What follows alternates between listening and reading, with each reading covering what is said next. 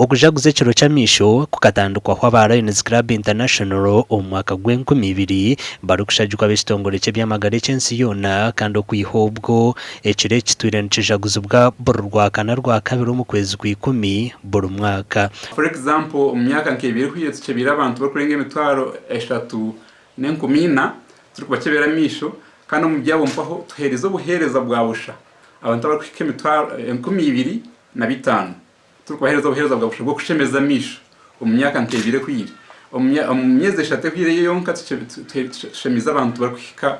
310 turikubahereza obuhereza bwa busha aho kugira ngo nituba nituhereza obuhereza bwa amaisho kandi abantu bamwe bari kubwetaga munonga butariho bwa bulijo aho kuba nabane bwetagwa munonga kandi nubusera.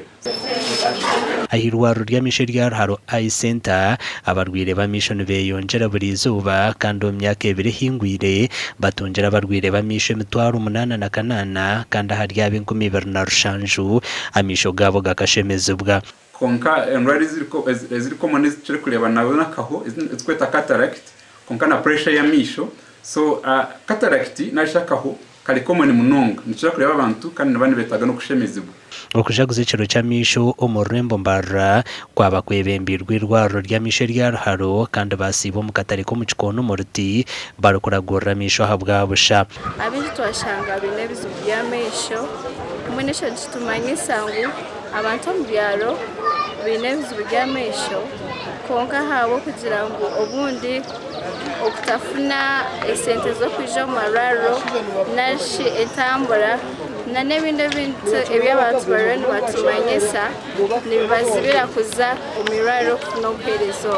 abatungo kuragurwa oku basima abirwaro ry'amaisho ryarharo habo kubaho obujanjabi bwa busha hamwe na nembazi y'amaisho kubanga ntusima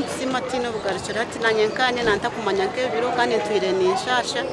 konka kineja kuno obuhereza nabutomera nabushangayo. Okujaguza ekiro ky'amaisho omwaka ogwo kwakorerwa aha mutwe eye care at workplace ningasho kujanjaba amaisho aha myanya erukukorerwamu aha bwa TV West ndi area Sertogusa.